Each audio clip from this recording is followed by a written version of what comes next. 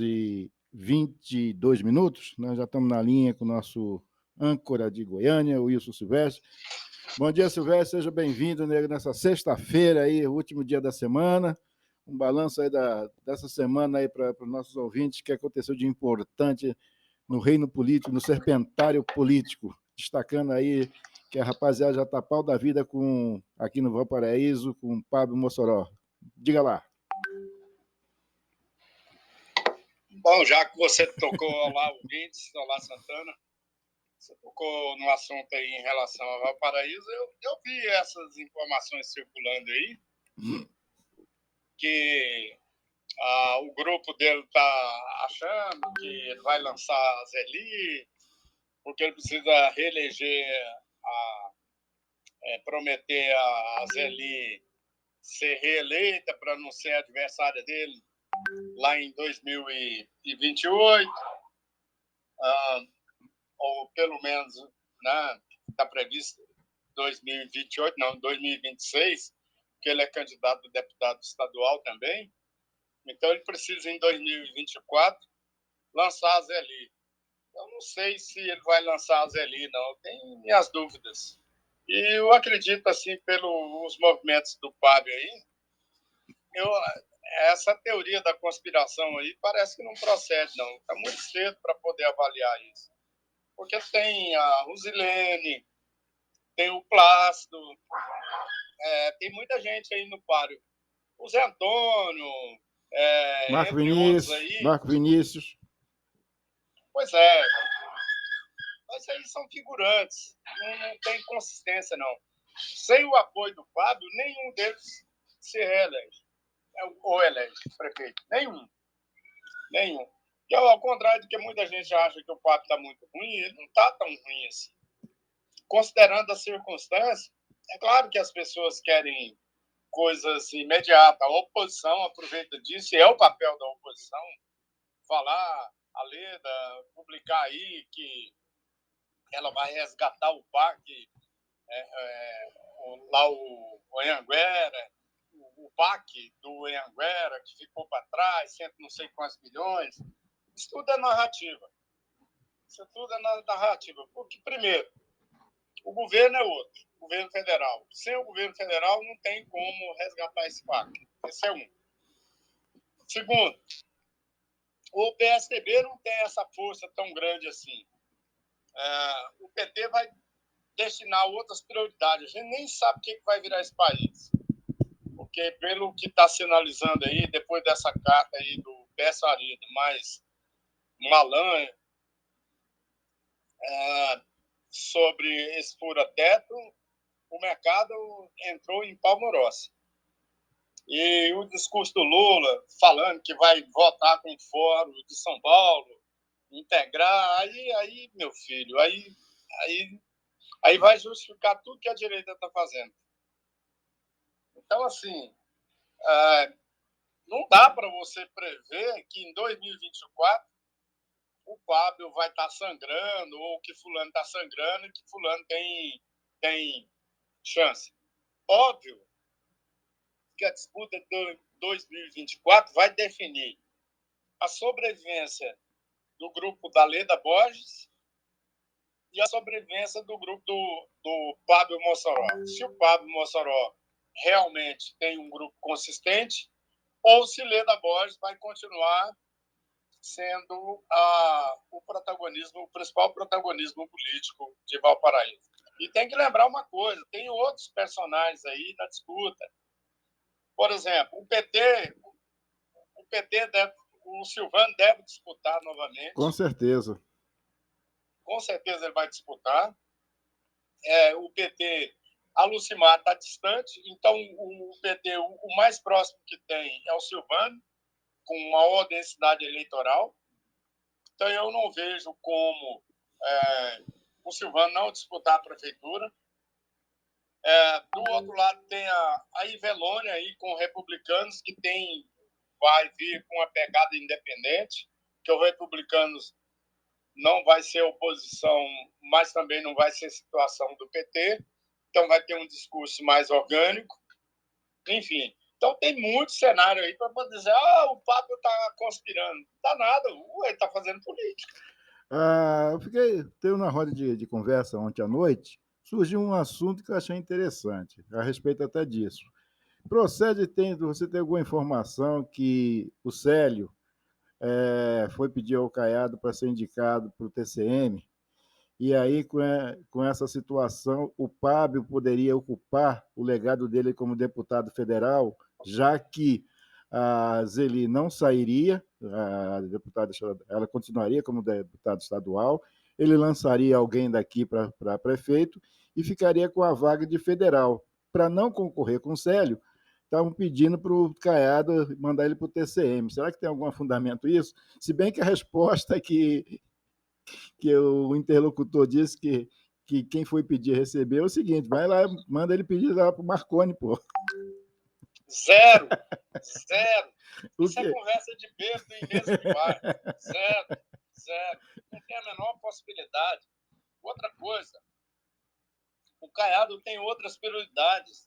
Isso é plantação aí de grupos ligados ao Célio para tentar valorizar o passe dele, para ver se o Caiado aí, porque o Caiado está resistindo, o Caiado está resistindo, não, resiste em indicar o Célio para essa supersecretaria. Então, deve a essa subsecretaria do entorno, presta atenção no que eu vou dizer. Muita gente fala, o candidato a presidente da Assembleia, o entorno não tem chance. Tem chance sim. Qual é o nome mais consistente? O nome mais consistente que tem é o do Cambão, porque os outros são novatos. Ele tem unanimidade? Não. Mas isso vai depender muito da construção do Caiado. Hoje, o favorito nessa disputa é o Bruno Peixoto, o líder do governo. Mas tem outros, tem o Renato, tem o que é apadreado pela Gracinha, como é que é o nome dele? O ex-presidente da SEASA lá de Jaraguá, que ex-prefeito de Jaraguá, o Lineu. O Lineu pode vir a ser, porque ele tem um apadrinhamento aí da Gracinha Caiado. Mas isso vai depender muito do Caiado. Então, assim, se sair, se der uma zebra e o Cambão virar presidente da Lego, esquece que o secretário da supersecretaria criada aí da região metropolitana não será do entorno. Pode ser uma pessoa aí, um técnico político construído entre o governo do Distrito Federal e Ronaldo Caiado. Pode ter certeza. Porque a região metropolitana ela vai permitir a integração entre os dois entes federativos. É aquilo que nós discutimos com o Anderson Teodoro. Isso, exato. Então, esse boato aí do Célio é zero. Primeiro, o Valsenor Braz, a PEC que poderia antecipar a aposentadoria do Valsenor Braz, caiu por terra, foi tirada de pauta, não será discutida. Mesmo que ela venha a ser discutida, acho muito difícil o Célio Silveira deixar o protagonismo que ele está tendo agora, dentro do MDB, e principalmente o MDB se unindo à União Brasil, como estão querendo aí, para barrar o Lira na Câmara Federal.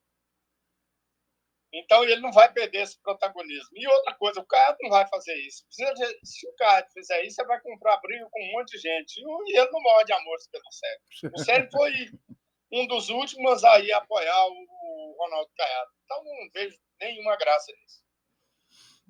Bom, já que a gente esclareceu essa situação local, agora a gente vai para a estadual. Ainda falando de Caiado, porque o Lissau deu uma rasteira no Caiado, é? No ponto de vista político, o Lissau tem razão. Porque o Lissau ele desistiu de ser candidato ao Senado. Muita gente está falando porque o Caiado não abraçou a ideia dele ser senador. Aí ele ficou magoado com isso. E agora ele se posicionou ao lado do agronegócio contra o projeto do Caiado. Eu tenho uma outra leitura. O Lissau foi o cara que mais ajudou o Caiado nos embates mais difíceis, aprovando vários projetos difíceis, esse RF, por exemplo, aquele congelamento aí do salário dos servidores, enfim, muita pauta negativa. Eu não acredito nisso. O que eu acredito é o seguinte: o Lissau está certo, ele tem que ficar do lado dele, ele é produtor, e é um produtor de médio para grande. E mais do que isso, que é tema da coluna que eu vou escrever nesse final de semana, o Lissau colocou toda a República de Rio Verde lá para apoiar as falas dele, a claque dele estava toda, lotou a Assembleia, tudo de Rio Verde. Trouxe até a mulher. Então, assim, os amigos, todo mundo, os aliados dele trouxe tudo. Qual a leitura que ele passou? Ele passou a leitura o seguinte: é candidatíssimo a prefeito em Rio Verde. Aí, com isso, ele atropela o Paulo do Vale, a Marussa, enfim.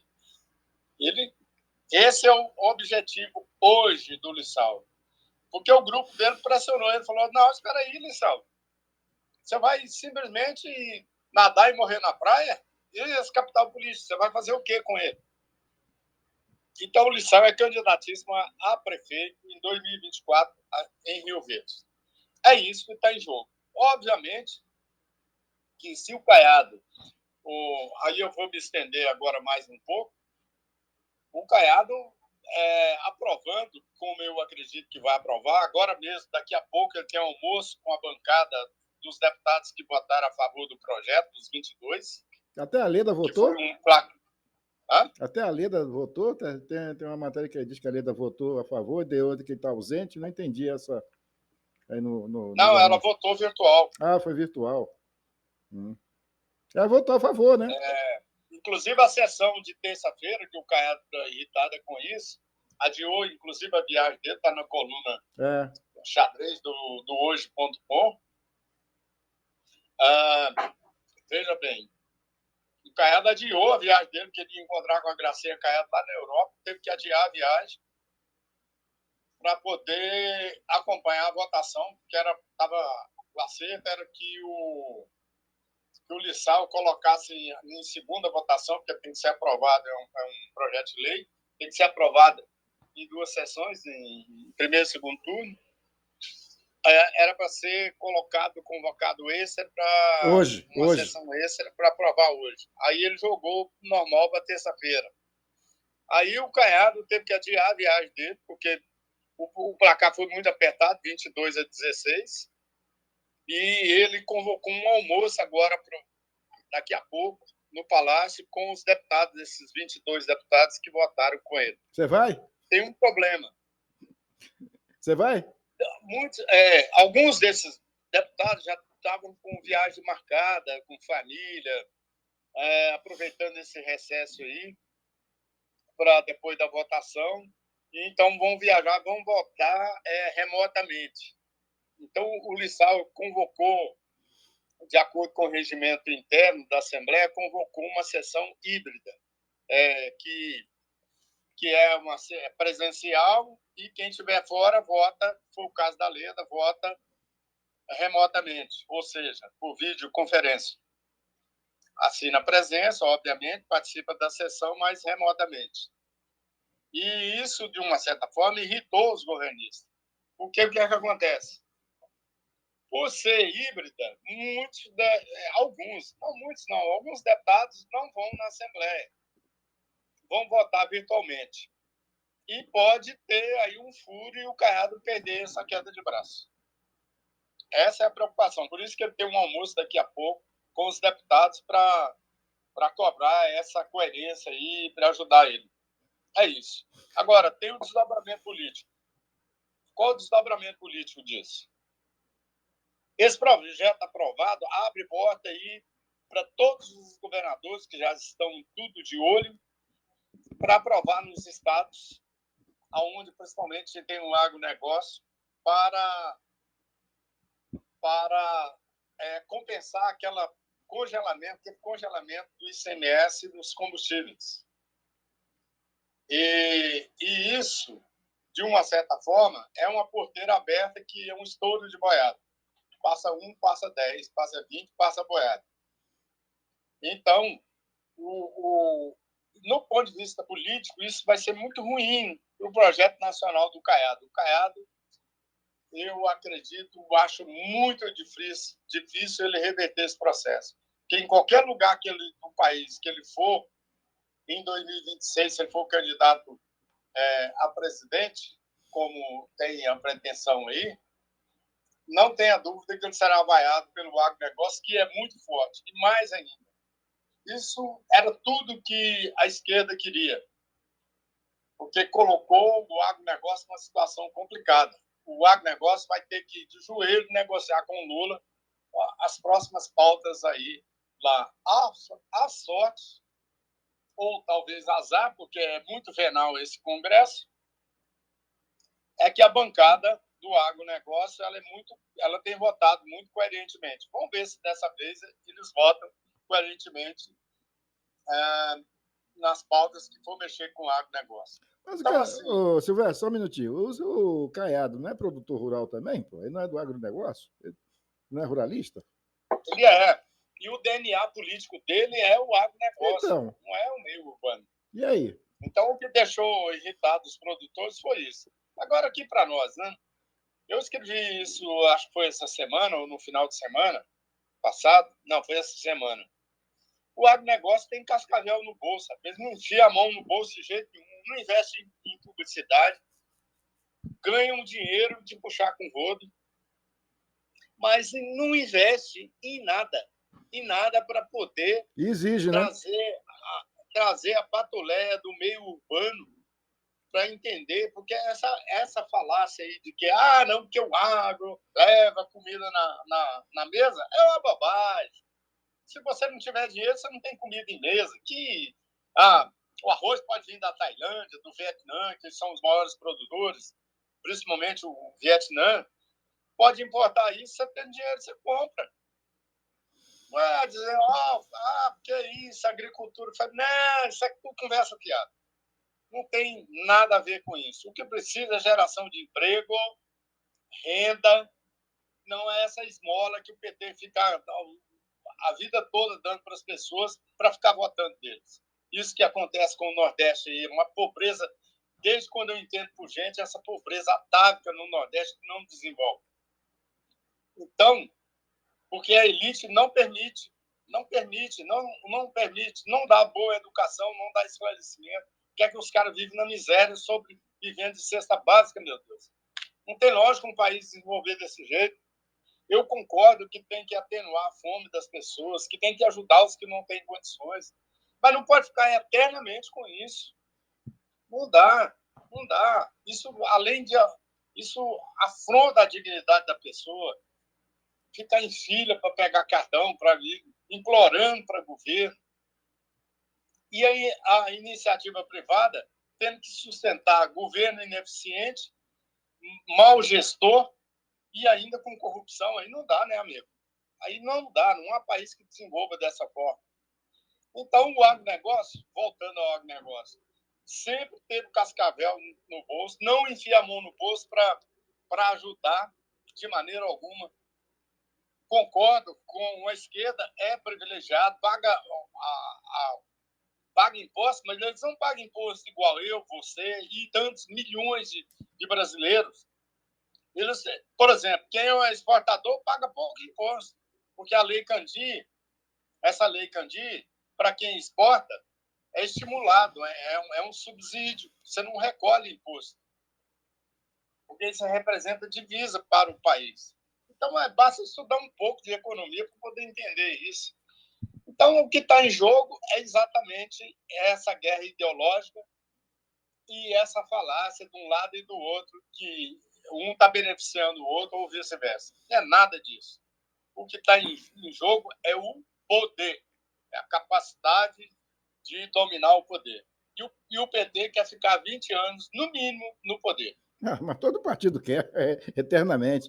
Agora, interessante que essa situação toda criada foi pelo Caiado, que é ultradireitista, né, cara? Não Pois foi é. esquerdista, né? Agora, como é que o Caiado vai se apresentar como representante do agronegócio? É, Nunca. Não tem a menor chance. tá Não tem a certo. menor chance. Bom, quem não tem chance também é o Rogério Cruz, né? Não me deixe só, cara. Pois é, rapaz. Ele tirou uns dias de férias aí, porque ele está isolado praticamente, politicamente. Até o republicano abandonou ele. Porque quem tutelava ele era o republicano de Brasília, aí, Vanderlei Tavares. Aí tirou todo mundo do Vanderlei, os últimos saíram aí do grupo do Vanderlei. Então, o Rogério até a Igreja Universal está com raiva dele, porque acha que ele foi ineficiente. Então, ele aproveitou essa viagem, encontrou lá em Israel, lá no Rio Jordão, lá no Mar Morto, passeando lá com Dona Delma, encontrou com o Marcos Pontes, que é o presidente nacional, que também é evangélico, é pastor da Igreja Universal. Encontrou com ele lá e falou: vocês não me deixam sozinho lá, não. Socorre. Aí eu descobri isso com uma pessoa que estava próxima, ouviu a prosa e me contou. Aí eu dei a notícia. Vamos ver o que que... claro que vão desmentir isso. Mas, na coluna de segunda-feira, já tem uma pauta interessante aí, que para os amigos que nos acompanham aqui no jornal Hoje, e principalmente no portal hoje.com, Policarpo, tudo indica, dá sinais de que é candidatíssimo a prefeito em 2024. Se o Rogério realmente estiver fora, não será surpresa se Romário Policarpo filiar o Republicanos e ser o candidato. Adversário de Marconi? Adversário de Marconi. Não, Marconi não é candidato a prefeito, não. Está Esquece. descartado? Não, ele não vai entrar nessa, não. Ele não vai entrar nisso. Aí fica parecendo que ele está querendo o poder a todo custo. Ele vai ficar deixando o nome dele circular aí para nem ficar em evidência. Ele precisa reestruturar o PSDB, essa é a missão dele. E como candidato ele não tem condições de fazer isso. Ele vai perder o que sobrou do PSDB. Ele precisa reorganizar o PSDB. Então, os candidatos aí que postularam, pode ser a Ava, a vereadora Ava, o Matheus Ribeiro, que foi candidato a deputado federal. Tem outros postulantes aí do PSDB, mas os dois mais fortes são esses. É a Ava ou o Matheus Ribeiro, que representa oxigenação, a novidade. Você entendeu? Ambos têm visibilidade. E vai ser uma briga boa, porque eu acho muito difícil a deputada federal eleita, Adriana Costa, não disputar, o que o PT vai ter que empurrar ela para disputar, não vai pôr esses caras só para marcar presença para disputar, o PT vai querer disputar para ganhar a capital. Né? Do lado do Caiado, possivelmente vai ter um candidato, fala-se no Bruno Peixoto, mas eu acho difícil, porque o Bruno Peixoto não está entre os mais votados em Goiânia, e a disputa não é estadual, é municipal. E para ser municipal, o cara tem que ser bem votado. É o caso aí que estão falando aí em relação a Zeli, é exatamente porque ela foi bem votada. Mas a Zeli, se você tirar o Fábio, o apoio do Fábio dela, ela volta a ter 2, 3 mil votos. Ou você tem dúvidas? É possível. Bom, agora falando aí que briga é essa aí do Clécio? Ele venceu, mas não convenceu. Vai virar a Avenida Aires Rezende, vai continuar a Castelo Pois Branco? esse desgaste desnecessário aí com a memória do Willis. O Clécio é um sujeito que tem que ser estudado pela NASA, porque ele tem um poder dentro daquela Câmara de vereadores, ele tem os vereadores tudo na mão, todos, sem exceção, inclusive o Policarpo.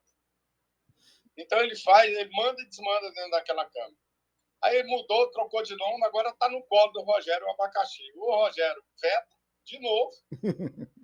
E o Rogério tem condições de vetar, porque ele mudou de Avenida Iris Rezende para Agrovia Iris Rezende.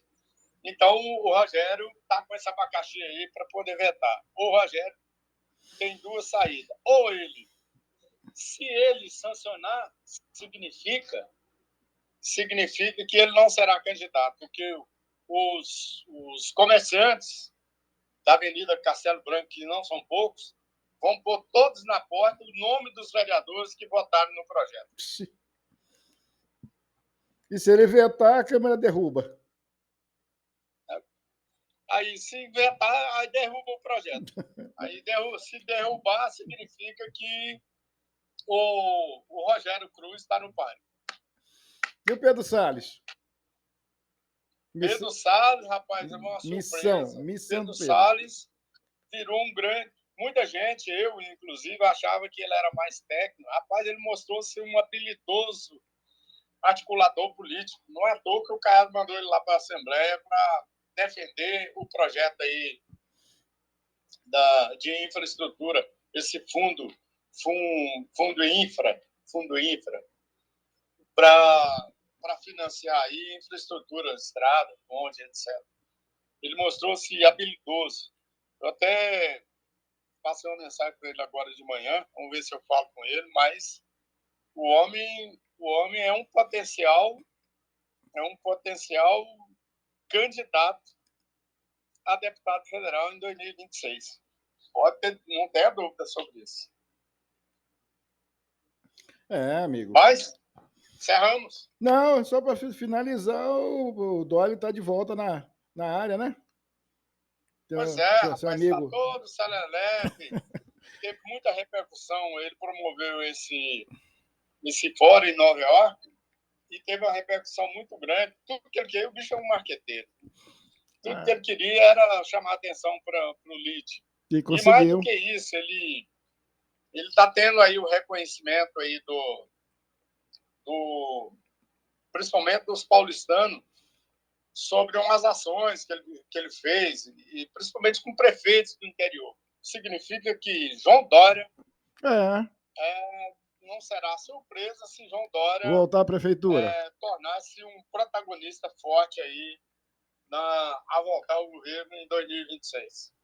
Será que ele encara 2024 prefeito de... Não, 24. 26 ou 24 agora? 24, pô. Ele vem com São Paulo de novo? Eles estão falando isso, mas não acredito. Se bem que o Dória não tem, pode surpreender. Não tem limite, né? Eu não cheguei a conversar com ele, não. Eu passei uma mensagem para ele, foi ontem, mas ele estava nesse fórum. Ele disse que quando chegasse no Brasil, me ligaria. Aí eu vou ver o quê. Ele está em Nova York ainda. Beleza. Bom, amigo, bom final de semana para você e para Adriana aí. Até a segunda. E agora eu vou bater um papinho. Vou bater um papinho rápido com o Marcelo Sorriso, que o Marcelo tem um recado aí que vai ter um encontro amanhã do Movimento Autista. E eu vou. Ele vai fazer um convite aqui à sociedade para prestigiar o evento. Tá? Então, na segunda ou hoje? Não, vai ser sábado, amanhã. Então ele vai entrar agora, ele vai entrar agora só para dar esse recado. Aí depois, na semana que vem, ele vai dar uma entrevista aí, mas aí é entrevista realmente política, ele falando aí dos projetos em relação a ele, a Magda, o Vitor Hugo, aí a gente vai explorar essa situação. Mas hoje é só um recado rápido para ele fazer um convite à sociedade aqui de Valparaíso e região. Ok. Então tá. Grande abraço. Bom final de semana para você também, amigo. Tchau, tchau. Bom, deixa eu terminar aqui. Em seguida, já chamar o Marcelo, que já deve estar na linha. São 8h51. Eu combinei com o Marcelo chamar ele às 10:50. Então, deixa eu fazer aqui a ligação do meu amigo Marcelo Sorriso. Estou chamando aqui o Marcelo Sorriso. Estamos ligando aqui para o Marcelão. Bom dia, meu chefe. Bom dia, Armando Santana. Santana!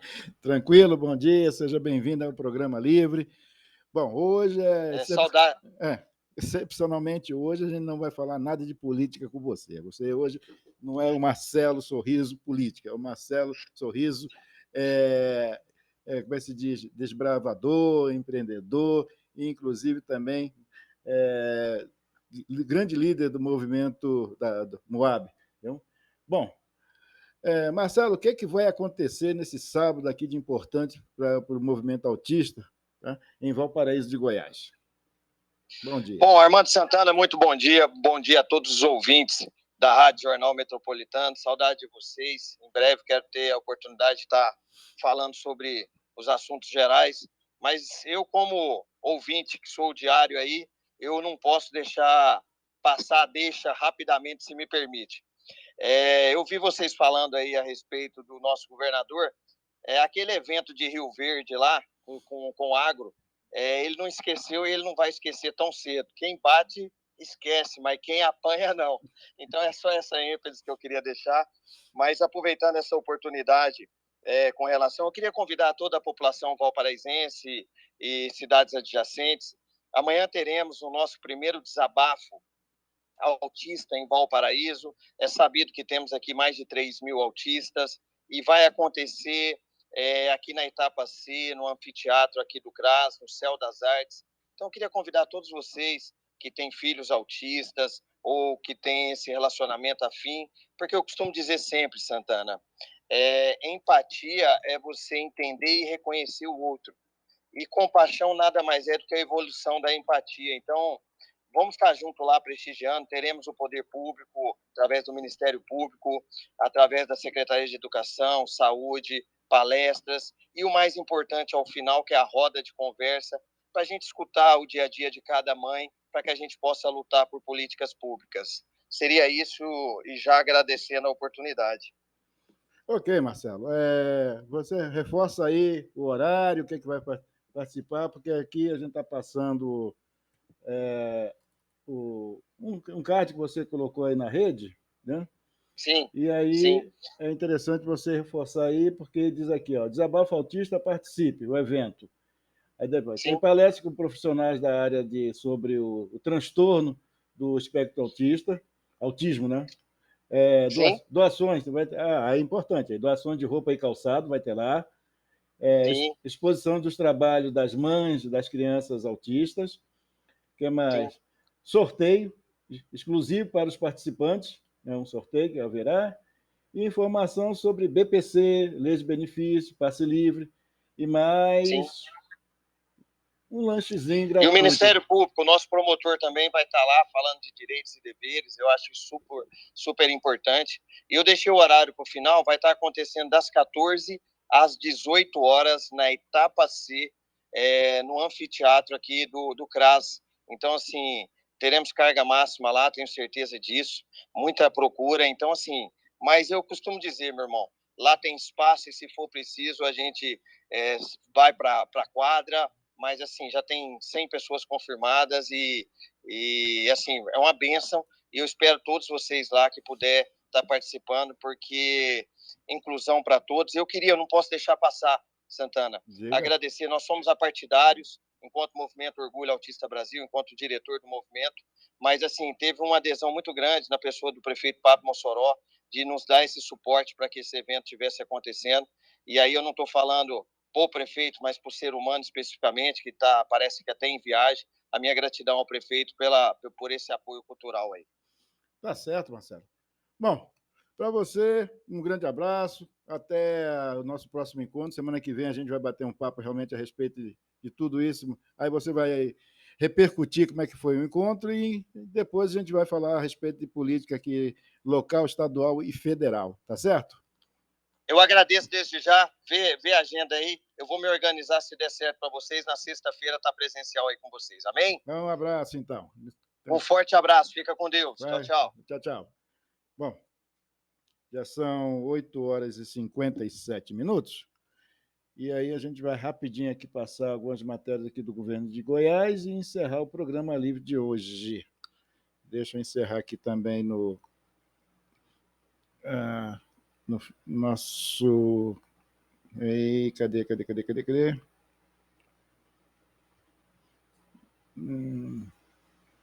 Aqui a gente para.